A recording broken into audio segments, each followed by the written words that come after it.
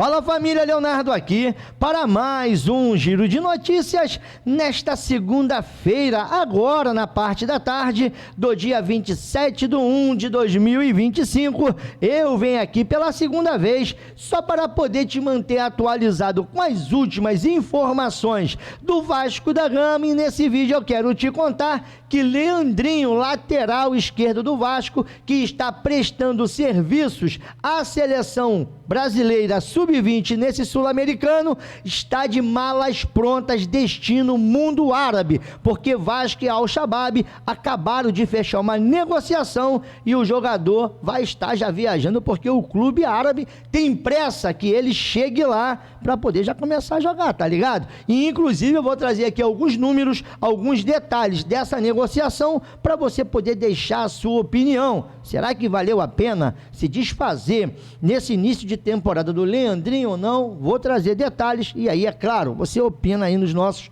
comentários. Vamos falar também da renovação do Verratti, já tem até as bases salariais de quanto o Pirata vai ganhar, ele que primeiro tinha que bater metas, parece que não precisa mais disso, e olha só, para mim, chegou naquilo que eu esperava que o Vasco realmente iria pagar. Vamos trazer detalhes. E vamos falar também que o Vasco está tentando encaminhar a renovação de contrato do Jair. Ele que tem contrato até o final agora de 2025 e no meio do ano pode sair a custo zero. Será que isso compensa para o Vasco? Será que não compensa? Vamos falar muito também desse time do Carille e eu não quero... Olha, time do Carille, não começa, galera. E é claro que eu vou trazer aqui um jogador que tem feito a diferença toda vez que entra em campo. Eu já tinha falado, olha, uma coisa que tem me agradado e tem me deixado aqui esperançoso é que os jogadores que estão entrando no segundo tempo estão mantendo o nível do primeiro tempo e às vezes até aumentando esse nível. Aconteceu na partida de ontem. Então vamos falar muito aqui sobre o time do Vasco e também sobre o final dessa rodada, a quinta rodada do Campeonato Carioca, porque o Vasco já tem ali os valores dos ingressos para Vasco e Maricá. Maricá é o líder do campeonato. Se o Vasco vencer, pode tomar essa liderança. Então, depois da vinheta, mais rápido que miojo, vai ser um vídeo bem dinâmico para a gente não demorar muito tempo aqui. Logo mais ainda tem live lá no NTCast. Então, olha só, cola comigo aqui depois da vinheta, porque tem muita coisa boa para a gente poder falar.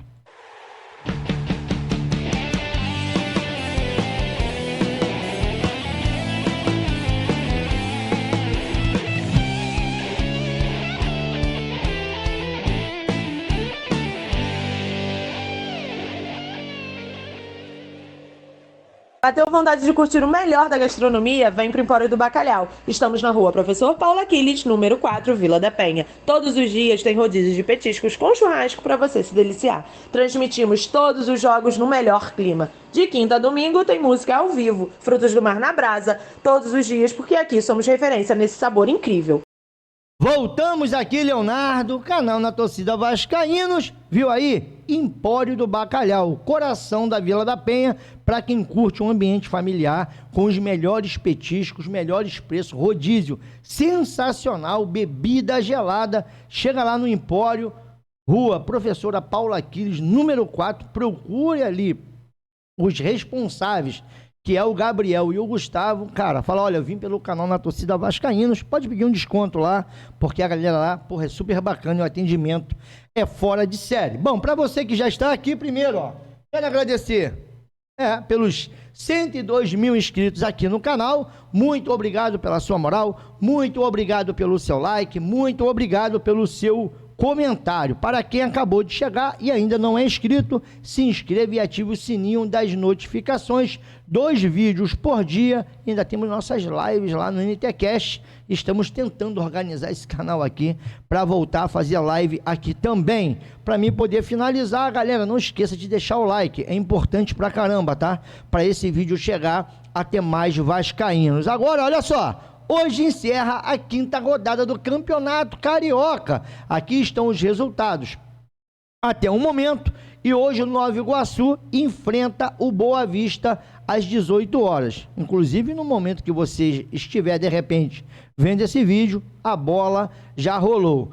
E o Nova Iguaçu tem a possibilidade de passar até o Vasco da Gama, que tem 9 pontos, e ultrapassar também o Império do Mal, caso vença do Boa Vista. E se o Boa Vista vencer do Nova Iguaçu, passa também o Império do Mal, passa o próprio Nova Iguaçu e toma ali a 4ª colocação e fica no G4 do poderosíssimo Campeonato Carioca. Para mim poder seguir, vamos falar aqui, ó, sobre as informações de ingressos para Vasco e Maricá.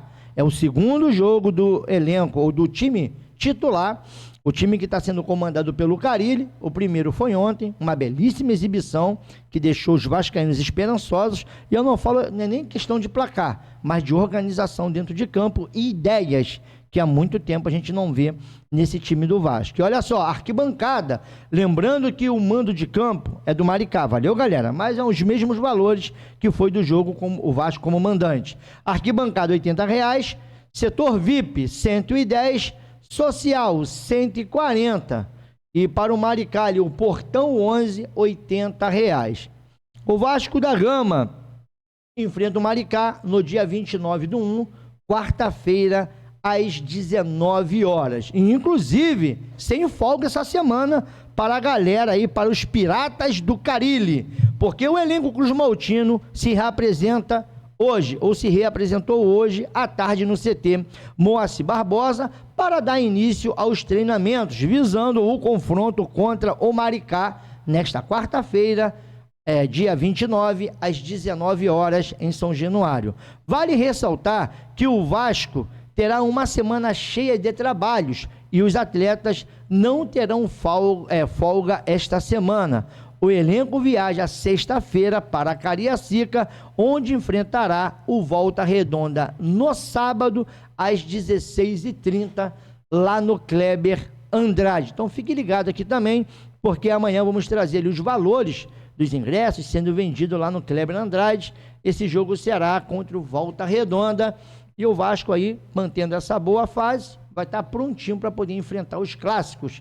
Inclusive o primeiro desses aí, dos clássicos, né? Será o Flu-C. E Tietê já está soltinho, entrosadinho, e a resenha aqui é com o PH, porque o PH fez o gol e a galera foi ali, sabe, parabenizar o Tietê, mas falou que o PH parece que é meio, sabe, mão fechada, deve ser parceiro do Fabinho. Parabéns, irmãos, que Matheus consiga fazer o pai dele pagar o churrasco. Difícil, isso aqui foi papo do Jair, tá? Aí vem o Tietê, difícil tirar o escorpião do bolso aí, viu? Imagina, rapaz, quando esses caras saem para almoçar todo mundo junto em algum restaurante, PH deve esquecer a carteira em casa toda a vez. Agora, quem não está esquecendo de ser importante e parece que o banco de reservas não afetou o jogador é o Dimitri Payet, porque desses jogadores que tem surgido como opção no segundo tempo, o Payet ele foi importante em pelo menos 3 gols daquilo que o Vasco marcou nesse campeonato carioca, claro, com o time titular. Primeiro foi contra o Madureira, esse jogo foi em Manaus, e o Vasco ali fez o segundo gol com essa jogada aqui do Payet, e isso ali, né, nos 50 já, nos acréscimos do segundo tempo. O Payet achou esse passe aqui pro Max, ó. Se liga. Daqui para lá você sabe o que aconteceu, né? O Mita chegou, cruzou a bola na medida. Um belo passe também do Max, que deixou o Pumita em condições de só ajeitar e cruzar. E o Verratti fez um gol. E ontem não foi diferente. Tirou 2 jogadores do time da Portuguesinha em uma ajeitada pro PH que tabelou com o Max. Se liga, a bola chega até o Dimitri Payet, ele faz isso aqui, ó. Ali, ó, já ficou 2 jogadores na marcação. Olha o buraco que abriu aqui pro Max poder receber a bola. A pressão da Portuguesa continua. E aí o Max só teve o trabalho de voltar a bola pro PH. O passe do Paulo Henrique. Um belo gol, uma bela jogada. E o Dimitri Payet, mais uma vez, participando. E eu concordo muito com isso daqui, ó. Esse gol aqui é um exemplo fiel de que o Vasco da Gama em 2025 pode fazer nas mãos do Carille. Porque foi aquele lance que eu trouxe até no vídeo de manhã. Vai chegar lá. Pode dar uma adiantada. Aqui, ó. Quem vai participar da jogada? Passe pro Hugo Moura. Olha onde a bola vai chegar. Maxime Domingues. O Max, Payet. Olha o Payet pro Hugo Moura. Dimitri Payet, lançamento das costas da zaga, é bom. Cruzamento pro Vitor. E é incrível o que falou aqui o Nils Colina. Dimitri Payet mostrando que nem sempre o futebol se resume a número de gols e assistências. Mesmo com minutagem reduzida, o francês já foi importante na construção de mais de um gol do Vasco da Gama. Na verdade, que são 3 gols que ele participa diretamente na construção da jogada. Então, quer dizer, o Dimitri Payet é um desses jogadores, assim também como o Hugo Moura. Até o Matheus Carvalho, quando entrou contra o Madureira, entrou bem. Eu me lembro que no ano passado, quando o Vasco ia fazer uma substituição, o nível, sabe, caía, porque faltava qualidade.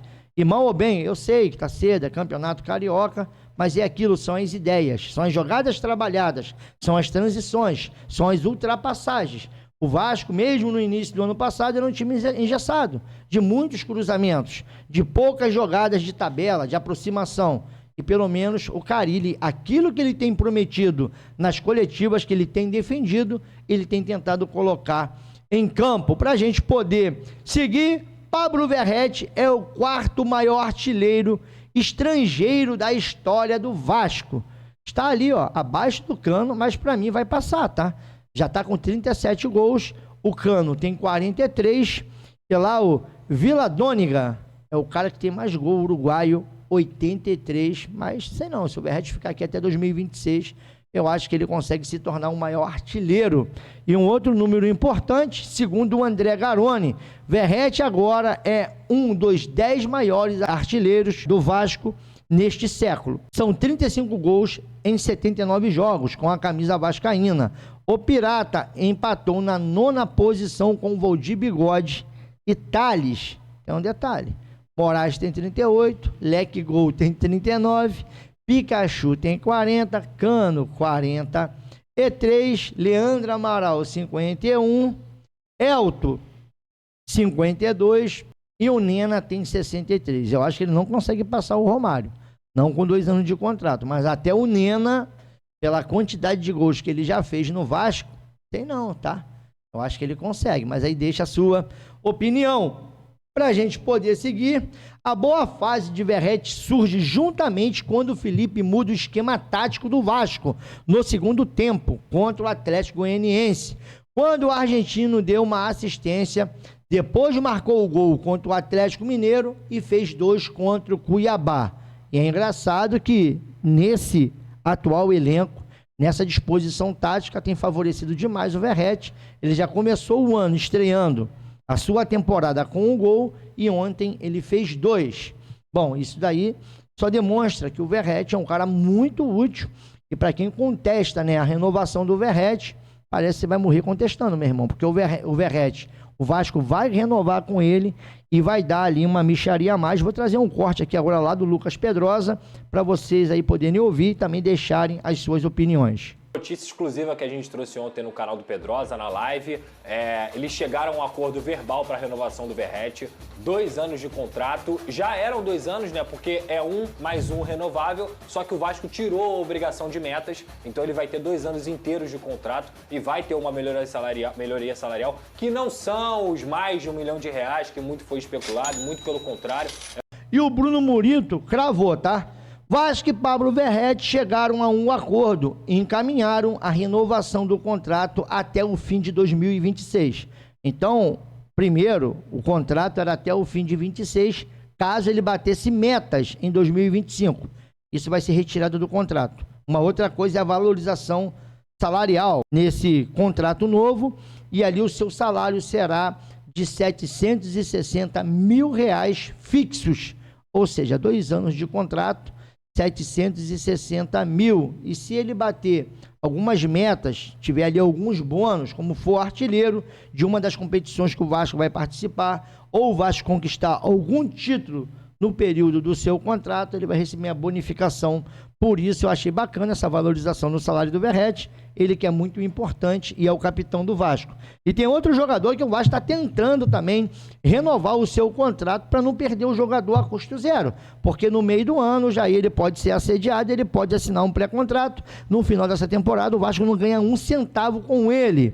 O vínculo de Jair com o Cruz Maltino vai até o final do ano, mas a tendência é de um desfecho positivo, por conta da boa relação entre as partes. Essa informação vem lá do UOL, foi trazida pelo Felipe Silva, e eu acho que o Vasco realmente tem que ir buscar dar mais 2 anos de contrato para o Ojaí, porque aí você consegue, de repente, até fazer uma moeda de troca, se o Vasco no ano que vem, ou até no meio desse ano, não quiser ficar com a atleta, a gente não sabe. E ele conseguir negociar e tentar recuperar uma grana que foi investida no jogador.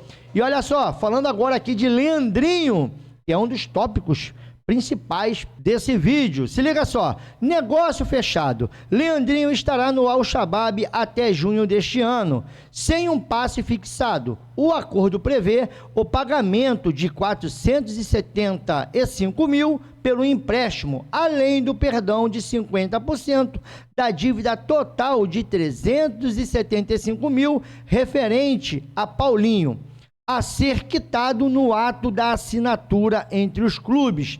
Inicialmente, a negociação será de 850 mil pelo empréstimo do atleta. Em setembro, o Vasco terá que pagar os outros 50%, independente dos árabes decidirem comprar Leandrinho ou não. Tudo está acertado. A diretoria de futebol do Clube Cruz Maltino busca a liberação do jogador da seleção, já que os árabes desejam tê-lo imediatamente. Então, primeiro ponto, o Vasco não fixou o passe. Segundo ponto, a dívida do Paulinho não é de $1 milhão, igual foi especulado.